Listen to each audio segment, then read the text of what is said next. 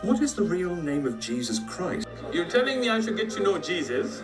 You don't even know what his name is. I know Jesus. What's his name? I go to Jesus. What's his name? Jesus. You think his mother named him Jesus? No, his name's not Jesus, right? If you go back to where Jesus was walking the earth and you walked around and said, "Where's Jesus?" nobody would know who the fuck you're talking about. আপনাদের অনেকেই হয়তোবা এরকম মুখোমুখি হয়েছে, হয়তোবা আপনাদের অনেক colleague মুসলমান কিংবা হিন্দু কিংবা অন্য ধর্মের হয়তোবা আপনাদের কাছে এসে প্রশ্নটি করেছে যে তোমরা যাকে যিশু বলো বা জিজাস বলো এটা কি তার আসল নাম কিনা। বিশেষ করে আমরা যারা বিদেশে থাকি, আমাকে যেমন অনেকবার এটার মুখোমুখি হতে হয়েছে যে আমরা যাকে জিজাস বলি বা যিশু বলি এটা আসলে তার নাম না। তো এবং তারা বলে যে আমরা ফেব্রিকেট করেছি, চেঞ্জ করেছি, যেমনটা আমরা আমাদের বাইবেলকে চেঞ্জ করেছি, আমরা আসলে আমাদের ধর্ম চেঞ্জ করে ফেলেছি। তো আমি প্রথম দিকে এর উত্তর দিতে পারতাম না।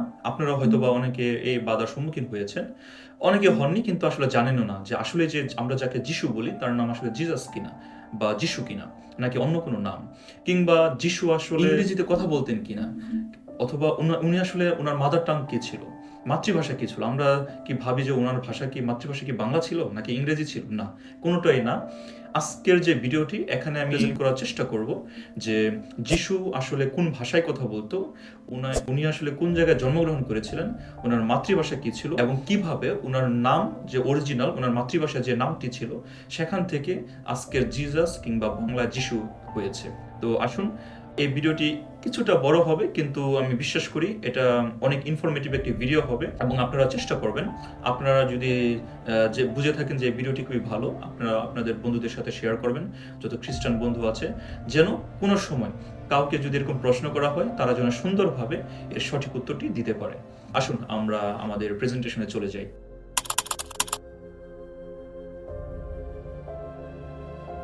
তো আমরা যদি বুঝতে চাই যে আসলে যীশু খ্রিস্টের নাম কি ছিল, তাহলে আমাদেরকে সবার আগে জানতে হবে যিশু আসলে কোন ভাষায় কথা বলতেন।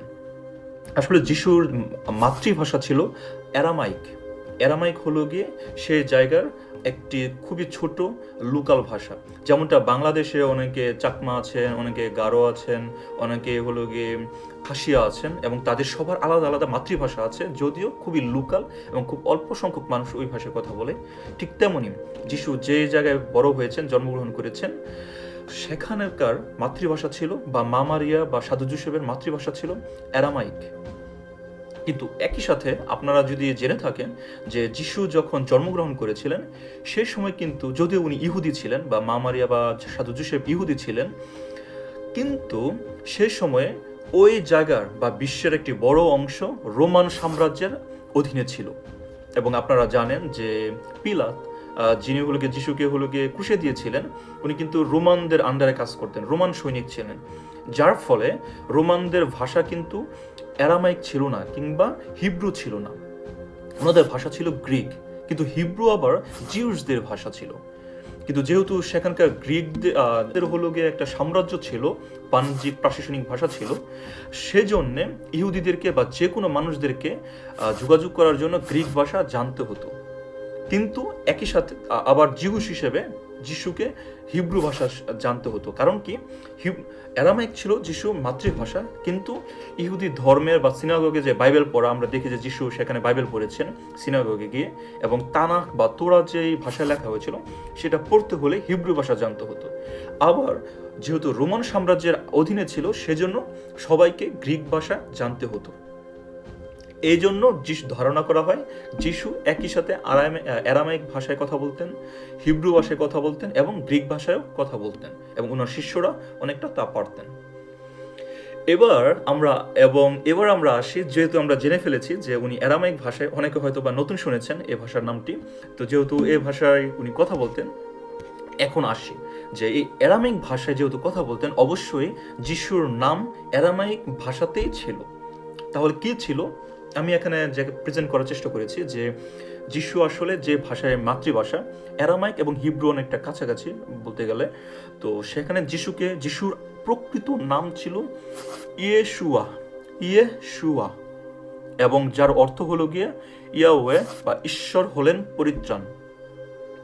আমরা আবার যদি বলি যে ইয়েশুয়া, তো তথ্যসূত্রে জানা যায় যে পুরাতন নিয়মে এই নাম ইয়েশুয়া পাওয়া যায়, যেমন এজরা 3:2, যেখানে জোশুয়া নামক প্রধান পুরোহিতকে ইয়েশুয়া বলা হয়েছিল। এবং আমরা বুঝতে পারি যে যিশুর পরিবার এবং শিষ্যরা সম্ভবত তাকে ইয়েশুয়াই বলেই ডাকতেন। তো যিশুর আসল নাম হলো গিয়ে ইয়েশুয়া।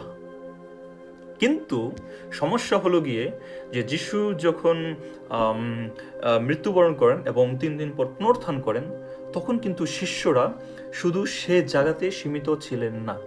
যিশুর বাণী, যিশুর শিক্ষা সমগ্র পৃথিবীতে ছড়িয়ে দেওয়ার জন্য, যেমন যেখানে যিশু বলেছিলেন একটা জায়গায় যে তোমরা জগতের সর্বত্র যাও এবং পিতা, পুত্র এবং পবিত্রাত্মার নামে সকলকে দীক্ষাস্নাত করো।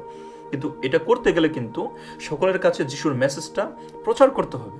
সেজন্য আনুমানিক যিশুর পুনরুত্থানের 30 বছরের মধ্যেই প্রথম হলো গিয়ে মথি কিংবা মার্ক প্রথম বাইবেল বা গসপেল লিখেন, এবং সেই গসপেলটি লেখা হয়েছিল গ্রিক ভাষায়। এখন যখন গ্রিক ভাষায় লেখা হয়েছিল তখন কিন্তু একটা সমস্যা হয়ে গেছে। সমস্যাটা কি? যেহেতু গ্রিক ভাষায় আসলে হিব্রু ভাষায় বা অ্যারামিক ভাষায় ইয়েশুয়া যেভাবে বলে ওই অক্ষরটা SH আমরা যদি বাংলায় বলি, সেটা তাদের ভাষায় ছিল না। এই জন্য নামের পরিবর্তন, প্রকৃত নাম তো ছিল ইয়েসুস, সেখান থেকে ইয়েশুয়া, সেখান থেকে হয়ে গেছে ইয়েসুস।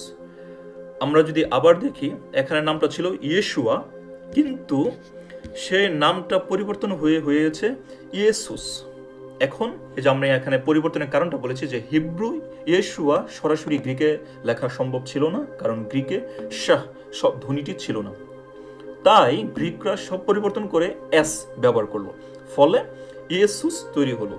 গ্রিক ভাষায় আবার আরেকটা বিষয় আছে, আমরা তো ইয়েসুস, এখন গ্রিক ভাষায় কিন্তু পুরুষবাচক, যিশু যেহেতু পুরুষ ছিলেন, পুরুষবাচক নামের শেষে এস যুক্ত করা হয়, সেই জন্য ইয়েসু হয়ে গেছে ইয়েসুস। ওকে, তো এবং আমরা তথ্যসূত্রে জানতে পারি যে নতুন নিয়মে যখন গ্রিক ভাষায় লেখা হয়েছিল, যেখানে ইয়েসুস নামটি বারবার উল্লেখ হয়েছে, যেমন মথি 1:21 এখানে এটি ব্যবহৃত হয়েছিল। তো আমরা বুঝতে পারলাম কিভাবে হিব্রু বা অ্যারামিক ভাষার ইয়েশুয়া হয়েছে ইয়েসুস।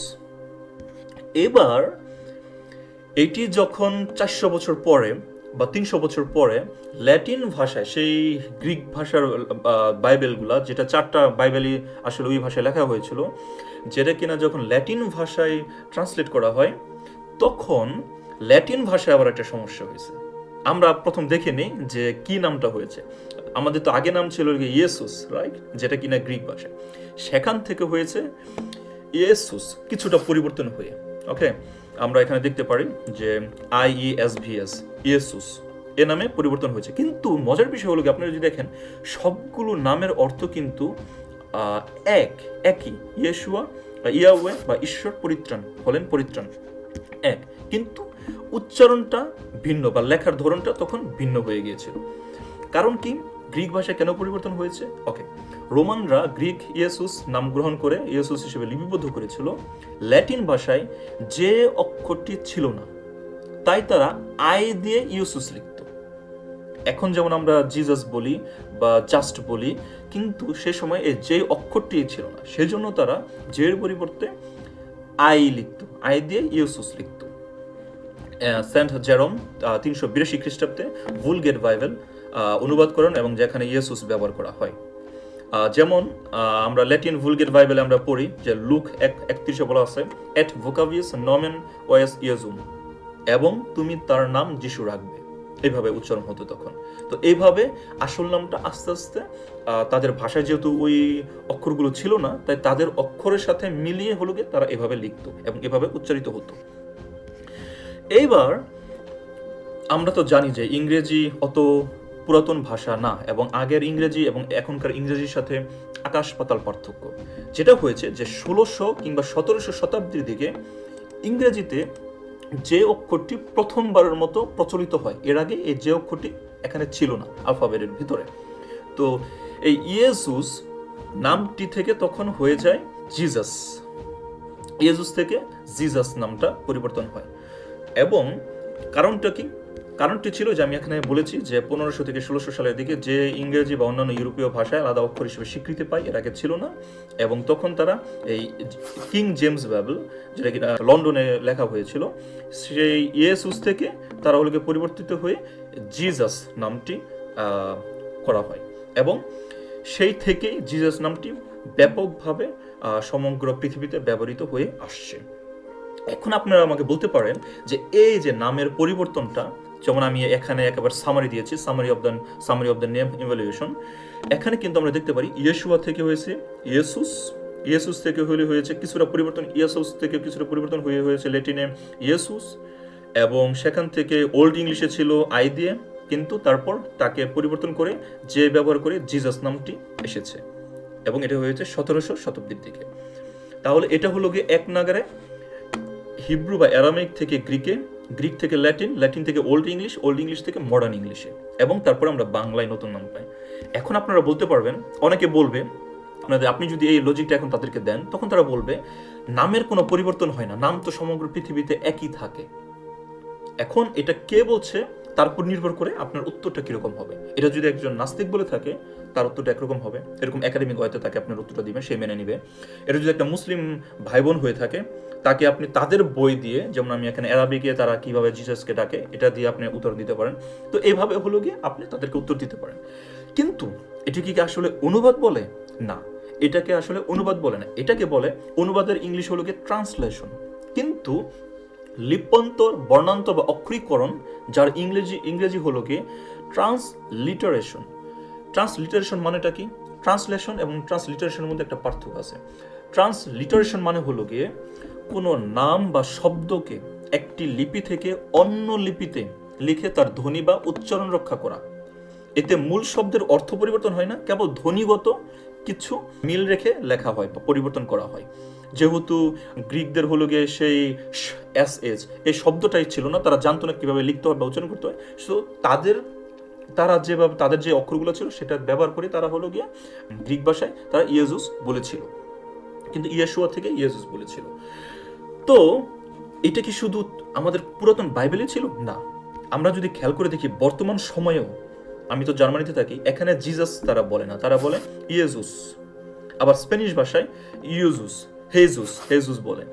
এর মজার বিষয় হলো গিয়ে, যেহেতু মুসলমান ভাই বোনেরা, আপনারা প্রথমে ভিডিওতে দেখেছেন, তারা সাধারণত, যারা মুসলমান ভাই বোন আছেন, তারাই সাধারণত আমাদেরকে আক্রমণটা করে যে আমরা যিশুর নাম আসলে জানি না, আমরা যিশুর নাম পরিবর্তন করেছি, ইন্টেনশনালি করেছি, আমরা ফেব্রিকেটেড করেছি, এবং এগুলো বলে আক্রমণ করে। কিন্তু তারা তাদের যে পবিত্র বই কোরআন, এই কোরআনে যে অ্যারাবিক ভাষায় তারা কিন্তু বলে নবী ঈসা, কিন্তু ঈসা কিন্তু যিশুর আসল নাম ছিল না। এখন আপনি যখন, আমরা যেহেতু জানি না এই বিষয়টা, সেজন্য তাদেরকে আমরা উল্টো প্রশ্ন করতে পারি না। সো এখন থেকে যদি তারা কেউ কোনোদিন আপনাদেরকে বলে, আপনি তাদেরকে বলবেন তোমাদের বইয়ে তোমরা কেন ঈসা বলো? ঈসা তো যীশু খ্রিস্টের আসল নাম না। ঈসা তো হলো গিয়ে অ্যারাবিক ভাষায় যিশুর আসল নামের ট্রান্সলিটারেশন ভার্সন, রাইট? ঈসা, কারণ ওনার আসল নাম তো ছিল হলো গিয়ে, আমরা দেখেছি ইয়েশুয়া, রাইট? কিন্তু সেখান থেকে আপনারা কেন ঈসা বলেন? তার মানে এটাও একটা ট্রান্সলিটারেশন, এবং এটা কোনো ভুল না।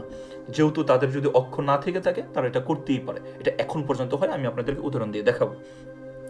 এবং গ্রিক ভাষায় তখন যে আমি আপনাকে দেখালাম আপনাদেরকে, এখন আমি আপনাদেরকে দেখাবো যে আরো কিছু যুক্তি দেখাবো।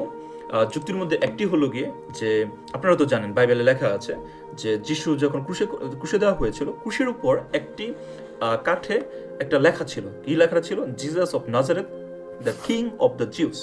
কিন্তু এই লেখাটা কিন্তু 3টি ভাষায় লেখা হয়। কারণ ওই যে আমি বললাম, ওই সময় 3টি ভাষার মানুষ সেখানকার ছিল, গ্রিক এবং হিব্রু আমি বললাম। সো দেখেন, আপনাদের যে ছবিতে দেখেন, সেখানে হয়তো আপনারা বুঝতে পারবেন না, কিন্তু 3টি ভাষায় আলাদা আলাদাভাবে একই কথা লেখা হয়েছিল। কেন লেখা হয়েছিল? বিষয়টা হলো গিয়ে যে, কেন যিশুর মাতৃভাষায় লেখা হয়নি?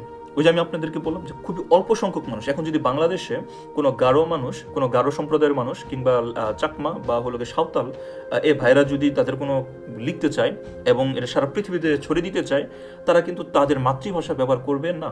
তারা আইদার বাংলা ভাষা ইউজ করবে বাংলাদেশিদের কাছে পৌঁছানোর জন্য, ইংরেজি ব্যবহার করবে ইংলিশ ভাষাভাষীদের মানুষদের কাছে পৌঁছানোর জন্য। ঠিক তেমনই যিশুর বাণী প্রচারের জন্য সেজন্য মথি, লুক, মার্ক, যোহন সবগুলো বাইবেলই গসপেল গ্রিক ভাষায় লেখা হয়েছিল। এবং আমি আপনাদেরকে অলরেডি রিজনও বলেছি যে কেন আসলে তা করা হয়েছিল, যেন তারা সমগ্র ভূমধ্য সাগরীয় অঞ্চলে ছড়িয়ে পড়তে পারে যিশুর সুসমাচার। এবার আসি যে আরেকটি বিষয়, অনেকে বলতে পারবে যে তোমরা কিভাবে জানো যে যিশু অন্য ভাষায় কথা বলতো, গ্রিক ভাষাও যে যিশু কথা বলতো, তোমরা কিভাবে জানো?